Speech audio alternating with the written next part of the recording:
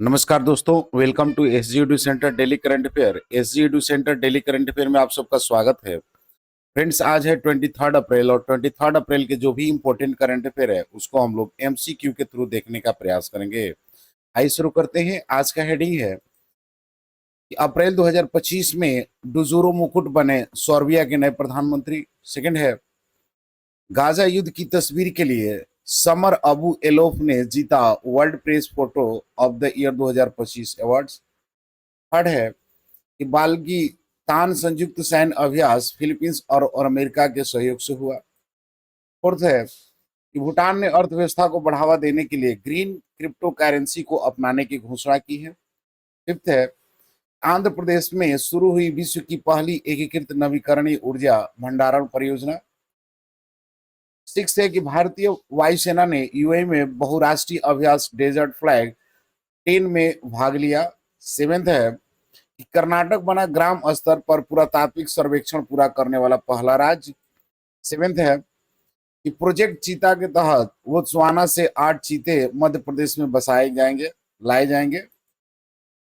Ninth है कि भारत के फॉरेक्स बाजार का टर्नओवर 60 अरब डॉलर हुआ, आरबीआई ने कहा। 10वां है कि फिलीपींस फोटोग्राफर समर अबू एलोफ ने जीता world press photo of the year 2025 awards. Friends, देख लेते हैं आज का कोटेशन है कि सपने वो नहीं जो नींद में आते हैं, सपने वो है जो नींद नहीं आने देते। यानी dreams are not what you see in sleep, they are what keep you awake to achieve. Friends, हम लोगों ने जो 22 अप्रैल के जितने भी इंपॉर्टेंट करंट अफेयर देखे थे उसको शॉर्टली में रिवाइज कर लेते हैं कि भारत का पहला 3D प्रिंटेड सैन्य बंकर कहाँ बनाया जाएगा, तो लद्दाख में। हाल ही में चर्चा में रहा निसार मिशन किससे संबंधित है, तो इसरो नासा से। हाल ही में एक्स प्लैनेट K2-18b होगा। परजीवन के प्रमाण किसने खोजा है, तो जेम्स वेब टेलीस्कोप ने। फ्रांसीसी लग्जरी ब्रांड चैनल ने भारत से अपना पहला ब्रांड एम्बेसडर किसे नियुक्त किया है, अनन्या पांडे को। हाल ही में किस देश के राष्ट्रपति ने ईस्टर पर 30 घंटे युद्ध विराम की घोषणा की है, रूस। निम्नलिखित में से किस देश के साथ भारत ने पहली बार रक्षा समझौता किया है, स्लोवाकिया के साथ। इस संस्थान ने मानव शरीर को हानि पहुंचाने वाले रोगाणुओं से लड़ने के लिए होस्ट प्रोटीन की खोज की है, आईआईटी बॉम्बे। प्रधानमंत्री नरेंद्र मोदी 2 मई को जिस विंझिजम अंतर्राष्ट्रीय बंदरगाह का उद्घाटन करेंगे वह किस राज्य में स्थित है, केरल में। Free style chess grand slam 2025 का खिताब हाल ही में किसने जीता, मैग्नस कार्लसन ने। हाल ही में एआईआईबी के उपाध्यक्ष के रूप में किसे नियुक्त किया गया है, अजय भूषण पांडे को। देख लेते हैं आज का पहला क्वेश्चन है कि अप्रैल 2025 में सर्बिया के नए प्रधानमंत्री के रूप में किसे नियुक्त किया गया है, यानी who has been appointed as the new prime ministers of Serbia in April 2025। Option है जूरो माकुट, ऑप्शन बी है मिलोस वुसेविक, ऑप्शन सी है अलेक्जेंडर वुचिच, ऑप्शन सी है दुस्को मार्कोविच। तो इसका सही आंसर है फ्रेंड्स कि जूरो माकुट को जो है सर्बिया के नए प्रधानमंत्री के रूप में नियुक्त किया गया है। देख लेते हैं इसके कुछ एडिशनल इंफॉर्मेशन को कि सर्बिया के संसद ने 16 अप्रैल 2025 को डुजूरो मुकुट को नए प्रधानमंत्री के रूप में नियुक्त किया है। डुजूरो मुकुट एक मेडिकल प्रोफेसर और एंडोक्रोनोलॉजिस्ट हैं जिनका राजनीतिक अनुभव इससे पहले नहीं था। उनकी नियुक्ति पूर्व प्रधानमंत्री मिलोस वुचेविच के इस्तीफे के बाद हुई है, जो नवंबर 2024 में एक ट्रेन स्टेशन के छत गिरने की घटना के बाद हुए व्यापक विरोध प्रदर्शन के कारण हुई थी, जिसमें 16 लोग मारे गए थे। मुकुट को सर्बियाई प्रोग्रेसिव पार्टी यानी एसएनएस यानी सर्बियन प्रोग्रेसिव पार्टी का समर्थन प्राप्त है, जिसका नेतृत्व राष्ट्रपति अलेक्जेंडर वुचिक करते हैं और उसके पास संसद में बहुमत है। नेक्स्ट क्वेश्चन है कि world press photo of the year 2025 पुरस्कार किसने जीता, यानी who has won the world press photo of the year 2025 award. Option A Tyrell Witz, option B Lynsey Addario, option C Steve McCurry, option D Samar Abu. तो इसका सही answer है friend कि summer Abu जो है world press photo of the year 2025 का पुरस्कार जीता है। देख लेते हैं इसके कुछ एडिशनल इंफॉर्मेशन को कि फिलिस्तीन फोटोग्राफर समर अबू एल एलोफ को 2025 का world press photo of the year पुरस्कार उनके द्वारा खींची गई एक तस्वीर के लिए मिला है, जिसमें 9 वर्षीय गाजा निवासी महमूद अजौर को दिखाया गया है, जिसने मार्च 2024 में एक इजरायली हमले में अपने दोनों हाथ गंवा दिए थे। यह मार्मिक तस्वीर महमूद को कतर में दिखाती है, जहां उसे गाजा से निकाले जाने के बाद इलाज मिल रहा है। यह फोटो द न्यूयॉर्क टाइम्स के लिए ली गई थी और यह संघर्ष की मानवीय कीमत को दर्शाती है। वर्ल्ड प्रेस फोटो की निदेशक जोमान एल जैन खौरी ने इस तस्वीर को एक सूक्ष्म लेकिन गहराई से असर डालने वाली छवि बताया है, जो व्यक्तिगत आघात और युद्ध के पीढ़िगत प्रभाव को प्रतिबिंबित करती है। नेक्स्ट क्वेश्चन है कि हाल ही में समाचारों में रहा संयुक्त सैन्य अभ्यास बालिकटन किस देश के साथ संबंधित है? यानी recently in the news joint military exercise Balikatan is related to whom? Option A Australia Bharat, option B Japan South Korea, option C Philippines USA और ऑप्शन डी रूस इंडोनेशिया। तो इसका सही आंसर है फ्रेंड्स कि फिलीपींस और अमेरिका से बालिकटन सैन्य अभ्यास संबंधित है। देख लेते हैं इसके कुछ एडिशनल इंफॉर्मेशन को कि मुख्य रूप से फिलीपींस और अमेरिका, साथ में ऑस्ट्रेलिया, जापान और 16 देशों के प्रेक्षक ब्रिटेन, फ्रांस, कनाडा सहित इसमें भागीदार देश रहे हैं। पैमाना की बात करेंगे तो 16,000 से लेकर 17,000 सैनिक हवा, जमीन, समुद्र, साइबर और अंतरिक्ष क्षेत्रों में तैनात है। उद्देश्य सैन्य सहयोग को बढ़ाना, आधुनिक रक्षा प्रणालियों जैसे missile defence, anti ship missile का परीक्षण और मानवीय सहायता अभियान है। 2025 की थीम पूर्ण युद्ध परीक्षण है, जिसमें दक्षिण चीन सागर में संयुक्त गश्त शामिल है। नेक्स्ट क्वेश्चन है कि हाल ही में किस देश ने अर्थव्यवस्था को बढ़ावा देने के लिए ग्रीन क्रिप्टो करेंसी को अपनाने की घोषणा की है? यानी who has recently announced the adoptions of green cryptocurrency to boost the economy? Option A Nepal, option B Bhutan, option C Bangladesh और ऑप्शन डी श्रीलंका। तो इसका सही आंसर है फ्रेंड्स कि भूटान ने अपनी अर्थव्यवस्था को बढ़ावा देने के लिए ग्रीन क्रिप्टो करेंसी अपनाने की घोषणा की है। देख लेते हैं इसके कुछ एडिशनल इंफॉर्मेशन को कि हाइड्रो पावर से बिटकॉइन माइनिंग, लेकिन ग्रीन क्रिप्टो की आधिकारिक घोषणा नहीं की गई है। श्रीलंका पर इसका प्रतिबंध है। क्रिप्टो लेन देन पर रोक, कोई हरित पहल नहीं की गई है। नेपाल व बांग्लादेश दोनों देशों ने क्रिप्टो प्रतिबंध लगा रखा है। वैश्विक संबंध में ग्रीन क्रिप्टो परियोजना मौजूद है लेकिन दिए गए विकल्पों से संबंधित नहीं है।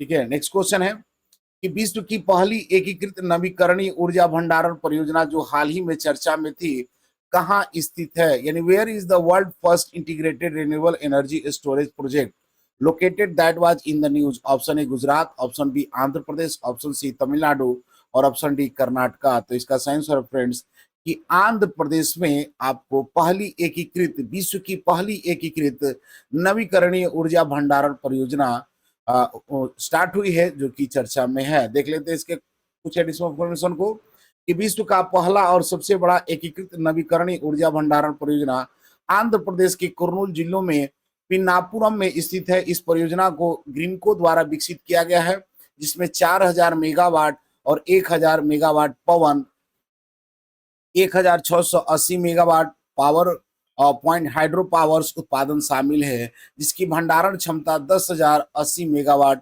प्रति घंटे प्रतिदिन है। इस परियोजना डिस्पैचेबल कार्बन फ्री ऊर्जा प्रदान करती है और ग्रीन स्टील, ग्रीन एल्युमिनियम और ग्रीन हाइड्रोजन जैसे उद्योग का समर्थन करती है। यह पहल कई नवीकरणीय स्रोतों को बड़े पैमानों पर भंडारण के साथ जोड़ने का अनूठा उदाहरण है, जो भारत की ऊर्जा सुरक्षा को मजबूत करती है और हर साल 3.3 मिलियन टन कार्बन उत्सर्जन में को कम करती है। नेक्स्ट क्वेश्चन है कि भारतीय वायुसेना ने डेजर्ट फ्लैग 10 नामक बहुराष्ट्रीय वायु अभ्यास में किस देश में भाग लिया? यानी Indian air force has participated in the multinational international air exercise desert flag 10 held in which country? Option A UAE, option B Uzbekistan, option C Morocco और ऑप्शन डी अमेरिका। तो इसका सही आंसर है फ्रेंड्स कि यूएई यानी संयुक्त अरब अमीरात में डेजर्ट फ्लैग 10 में भारतीय सेना ने भाग लिया है। देख लेते हैं इसके कुछ एडिशनल इंफॉर्मेशन को कि भारतीय सेना ने संयुक्त अरब इमारात के अल दफरा एयरबेस पर आयोजित बहुराष्ट्रीय एयर एक्सरसाइज डेजर्ट फ्लाइट 10 में भाग लिया है। यह अभ्यास 21 अप्रैल से 8 मई 2025 तक यूएई एयरफोर्स की मेजबानी में आयोजित हुआ है। इंडियन एयरफोर्स ने इस अभ्यास में अपने मिग 29 और जगुआर लड़ाकू विमान की तैनाती की, जिससे भारत की ऑपरेशन क्षमता और तत्परता को प्रदर्शन हुआ है। डेजर्ट फ्लैग 10 में भारत के अलावा Australia, Bahrain, France, Germany, Qatar, Saudi Arab, दक्षिण कोरिया, तुर्की, यूनाइटेड किंगडम, संयुक्त राज्य अमेरिका और यूएई की वायुसेनाओं ने भाग लिया। नेक्स्ट क्वेश्चन है कि हाल ही में कौन सा राज्य गांव स्तर पर पुरातात्विक सर्वेक्षण पूरा करने वाला पहला राज्य बना है?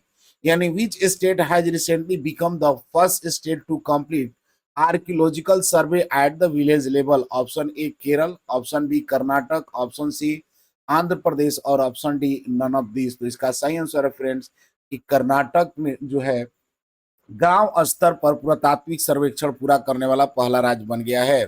देख लेते हैं इसके कुछ एडिशनल इन्फॉर्मेशनों को कि जो अभिनव पहल जो है ये कर्नाटक ने ग्राम स्तर पर मूर्तियों और शिलालेखों को जीआई टैग करने वाला पहला राज्य बन गया है। दायरा यह सर्वेक्षण स्थानीय विरासत को सूची बढ़ाता है। ठीक है। नेक्स्ट भौगोलिक प्रौद्योगिकी में भौगोलिक मैपिंग टूल्स का उपयोग कर डिजिटल डेटाबेस तैयार किया गया है। और महत्व की बात करें तो छोटे पुरातात्विक स्थलों जो चोरी या अपेक्षित का शिकार है उसको सुरक्षा प्रदान करना है। नेक्स्ट क्वेश्चन है कि प्रोजेक्ट चीता के तहत बोत्सवाना से भारत लाए जाने वाले 8 चीतों को किस राज्य में लाया जाएगा?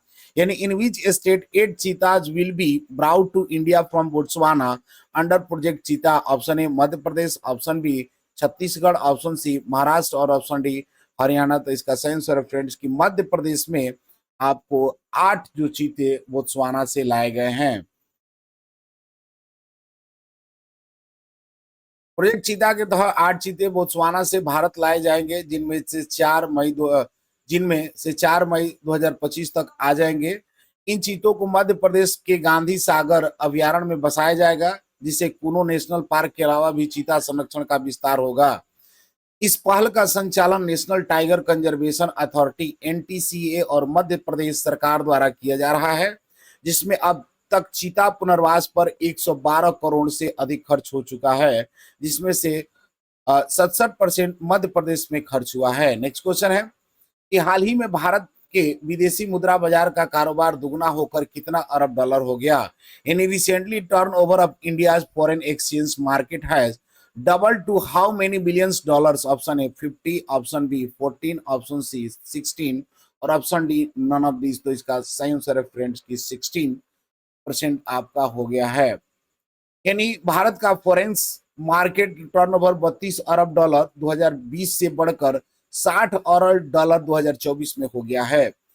आरबीआई गवर्नर का बयान है, यानी संजय मल्होत्रा ने बाली में 24वें FIMMD के PDAI सम्मेलन में बाजार की मजबूती को रेखांकित किया है।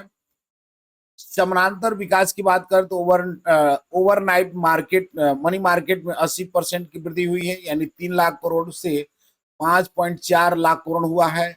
जी सेक मार्केट में 40% यानी 66,000 करोड़ दैनिक औसतन हुआ है। नेक्स्ट क्वेश्चन है और आज का अंतिम क्वेश्चन कि हाल ही में world press photo of the year 2025 पुरस्कार किसे दिया गया है? तो इसका सही आंसर फ्रेंड की समर अबू एलोफ को जो है ये पुरस्कार दिया गया है।